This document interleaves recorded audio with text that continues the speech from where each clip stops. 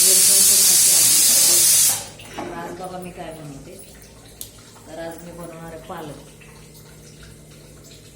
तर कशा पद्धतीने बनवते ते तुम्ही नक्की बघा. तर इथे बघा मी लसूण सोलून घेते. तर लसणाच्या 7-8 पाकळ्या पाहिजेत आपल्याला भाजीसाठी. आणि इथे बघा मी काय केलेलं आहे. तर आता मी इथे पालक धुवून घेतलेला आहे. ह्यातला अर्धा पालक इथे ठेवला आहे, अर्धा पालक धुवून घेतलेला आहे, 2 चिरून घेतला आहे.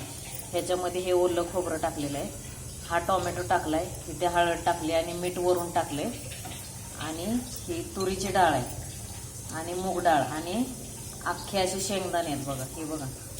हे बघा असे अख्खे शेंगदाणे आहेत. तूर डाळ मूग डाळ 2-2 चमचे घेतलेत, म्हणजे जास्त पण नाही घ्यायचे कारण ती घट्ट होते मग. आणि हा कोबी घेतलाय, हे खोबरं घेतले, मीठ टाकले, हळद टाकले आणि हा टोमॅटो आपला ह्याच्यात टाकलेला आहे.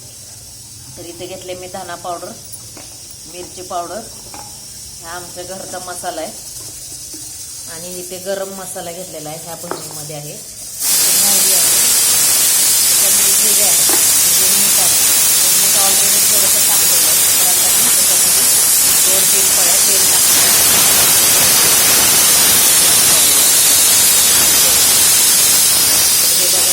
तेल टाकून घेते कारण कुकर आपलं पहिलेच गरम करायला मी ठेवलेला, तर कुकर गरम झालेला आहे. तर अशा पद्धतीने मी इथे लागल तेवढं तेल टाकून घेते. तर इथे बघा मी लसणाच्या 7-8 पाकळ्या सोलून घेतलेल्या आहेत. तर हे आता मी बारीक करून घेणार.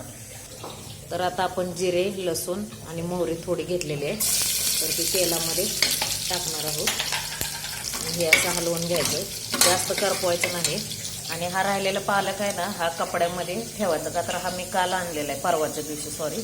तर परवा आणलेला आहे, तर हा कपड्यामध्ये गुंडळून ठेवल्यामुळं एकदम चांगला राहिलेला आहे. तर तुम्ही पण तसं ठेवू शकता की जेणेकरून तुमचं पालक खराब होणार नाही.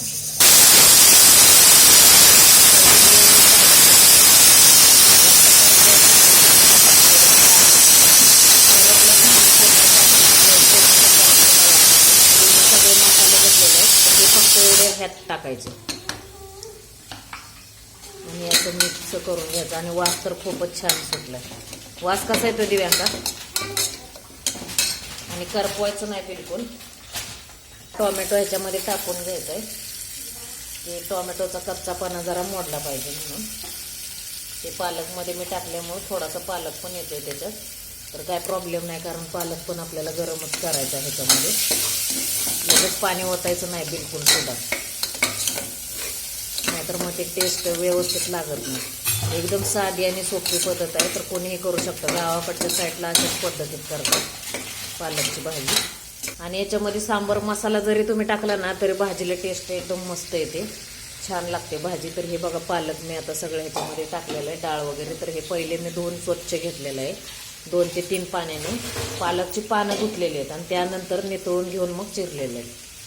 पालकची भाजी रक्तवाढीसाठी पण चांगली असते, उष्ण पण असते. आणि दुसरी महत्त्वाची गोष्ट, जास्त मसाले काही टाकत बसायचे नाही, ग्रेव्ही वगैरे वाटण वगैरे, त्याच्याने भाजीची पूर्ण चव तर जातेच, पण शरीरासाठी ते काही फायद्याचं नाहीच आहे शक्यतो. तर अशा पद्धतीने हलवून घ्यायचं. आणि ह्यात थोडंसं नॉर्मल शेंगदाण्याचं कूट टाकायचं. कोणी कोणी बेसनचं पीठ पण टाकतं, पण मी नाही टाकत कारण ऑलरेडी डाळीमुळे ती भाजी घट्ट येते. चला तर कूट टाकून घेऊया. तर हे बघा मी 2 चमचे शेंगदाण्याचं कूट टाकलं. आणि दिव्यांका बघा कशी भांडी घासते, कशी घासते बघा. तर हे मिक्स केल्यानंतर बघा भाजी कशी झाली. अजूनही मी पाणी टाकलेलं नाही, तुम्ही बघू शकता कशा पद्धतीची दिसते भाजी. तर मला कमेंटमध्ये नक्की सांगा तुम्हाला माझी भाजी कशी वाटली. मी 100% पैकी 80-85% कोणताही खोबऱ्याचं वाटण वगैरे भाजीत अजिबात टाकत नाही. कधीतरी क्वचितच एखाद्या भाजीला गरज असते त्यात, नाही तर मी सगळ्या साध्या पद्धतीच्याच भाज्या बनवते. ते बघा कसं दिसते.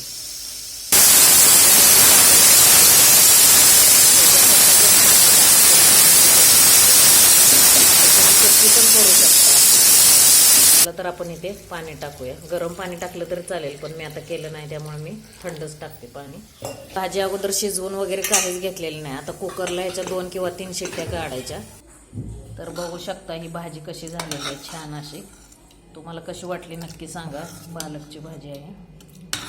तर कमेंट करून सांगा मला. ह्याला असे छान असे तरी आलेले, पण ते लाईटमुळे दिसत नाही. तर कशी वाटली पालकची भाजी नक्की सांगा.